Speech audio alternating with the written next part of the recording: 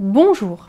Cette deuxième capsule vidéo a pour but de rendre compte aux enseignants, collègues et aux autres acteurs de l'école des résultats d'une grande enquête portant sur la formation des maîtres de stage. Dans la capsule vidéo précédente, nous avions présenté un référentiel de 6 compétences pour la formation des maîtres de stage.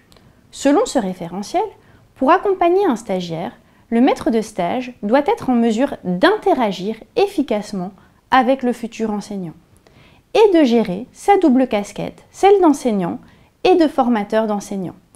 Il doit également présenter des gestes professionnels de gestion de classe et de gestion des apprentissages. Soutenir la pratique réflexive du stagiaire, ainsi que guider le stagiaire, l'aider, l'observer et l'évaluer. Enfin, l'encadrement du stagiaire nécessite de collaborer avec le superviseur de l'institution de formation. Dans la précédente vidéo, nous vous avons également présenté les résultats de notre enquête sur l'auto-évaluation du niveau de maîtrise déclaré des maîtres de stage. Les 4 grandes dimensions du niveau de maîtrise déclaré des maîtres de stage sont co-encadrer et analyser ses propres pratiques, s'adapter, soutenir et former aux gestes professionnels, observer et évaluer, développer la réflexivité du stagiaire. Dans cette vidéo, nous présenterons la suite des résultats de l'enquête publiée dans cet article. Premièrement, nous présenterons quelles sont les compétences d'un maître de stage idéal selon la littérature. Pour cela, nous confronterons le référentiel de compétences à une autre revue de la littérature sur les compétences des maîtres de stage. Deuxièmement, nous présenterons les réponses des maîtres de stage sur le niveau de maîtrise idéale d'un maître de stage. Cela validera théoriquement et empiriquement le référentiel de compétences pour la formation des maîtres de stage.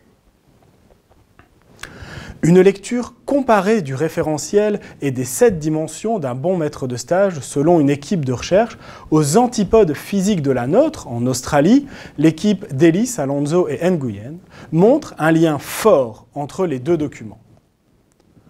En effet, globalement, la compétence portant sur l'interaction avec le stagiaire peut être liée à la 3e dimension du texte d'Ellis et ses collègues.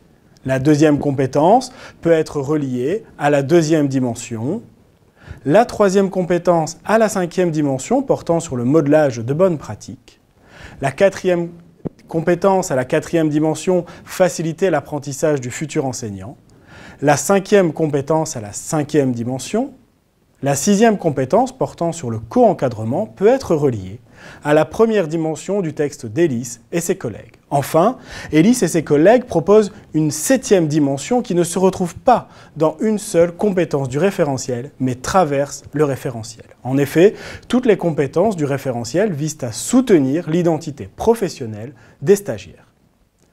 Cette première partie montre que les compétences du référentiel sont proches de celles de la littérature mobilisée. Cela tend à valider théoriquement le référentiel. Mais qu'en pensent les professionnels, le terrain? Pour le savoir, nous présenterons les réponses des maîtres de stage portant sur la 2e partie du questionnaire qui porte sur le niveau de maîtrise idéal d'un maître de stage. Les 854 maîtres de stage devaient se positionner pour chacune des compétences sur une échelle allant d'aucune maîtrise à excellente maîtrise. Une analyse statistique a permis d'identifier les 4 dimensions, selon les maîtres de stage eux-mêmes, d'un maître de stage idéal. Ces 4 dimensions sont co-encadrer et analyser ses propres pratiques, s'adapter, soutenir et former aux gestes professionnels, observer et évaluer, développer la réflexivité du stagiaire. Oui, ces 4 dimensions sont les mêmes que celles issues de l'auto-évaluation des maîtres de stage. Cela souligne la cohérence des réponses des professionnels. Selon la 1re dimension, le maître de stage idéal collabore avec le superviseur tout en ayant une réflexion sur sa propre pratique. Il profite du stage pour également se développer professionnellement. Il co-construit le stage avec le superviseur. Son rôle ne se limite pas à respecter les différents points d'un contrat proposé par l'institution de formation. Selon la dimension s'adapter, soutenir et former aux gestes professionnels, le maître de stage idéal est un formateur avec une double casquette, enseignant et formateur d'enseignants.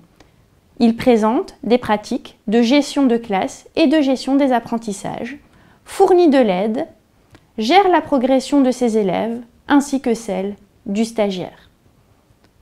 Selon la dimension observer et évaluer, le maître de stage idéal observe objectivement les prestations et les préparations pour évaluer le stagiaire. Selon la 4e dimension, le maître de stage idéal soutient la pratique réflexive du stagiaire de manière fine en amenant le stagiaire à décrire ce qu'il a fait, mais aussi à proposer des alternatives ou à justifier les raisons de son action, par exemple. Les 4 dimensions du maître de stage idéal, selon les maîtres de stage, sont tout à fait proches, bien que légèrement différentes, des 6 compétences du référentiel. Les répondants de l'enquête étaient des maîtres de stage ayant une ancienneté comme enseignant très variable, une expérience comme maître de stage différente, certains avaient encadré moins de 5 stagiaires et d'autres plus de 10. Certains maîtres de stage avaient suivi une formation à l'encadrement de stagiaires et d'autres non. Nous avons comparé ces différents sous-groupes afin de savoir si ceux-ci avaient une vision commune du maître de stage idéal. En ce qui concerne l'ancienneté comme enseignant, nous n'avons pas identifié de lien fort entre l'ancienneté et le niveau de maîtrise idéal d'un maître de stage. En ce qui concerne le nombre de stagiaires encadrés, nous n'avons pas identifié de différence, sauf entre les maîtres de stage ayant encadré moins de 5 stagiaires et ceux en ayant encadré plus de 10 pour une seule dimension. Donc, les maîtres de stage, qu'ils aient ou non encadré beaucoup de stagiaires, ont une vision commune du bon maître de stage. Enfin, en ce qui concerne les maîtres de stage ayant suivi une formation à l'encadrement de stagiaires et ceux n'en ayant pas suivi une, ceux-ci ont également une vision partagée de ce qu'est un bon maître de stage. En conclusion de cette partie, les maîtres de stage, qu'ils soient jeunes enseignants ou expérimentés, qu'ils aient encadré peu ou beaucoup de stagiaires, qu'ils aient suivi ou non une formation, ont une vision partagée du maître de stage idéal. Cette vision étant proche du référentiel, cela tend à le valider empiriquement. Dans la prochaine vidéo, nous présenterons les besoins prioritaires de formation des maîtres de stage ayant répondu à l'enquête. Retrouvez cette vidéo et d'autres ressources sur l'accompagnement des professionnels, tels les futurs enseignants, sur le site www.accompagnementprofessionnel.be. Merci pour votre écoute.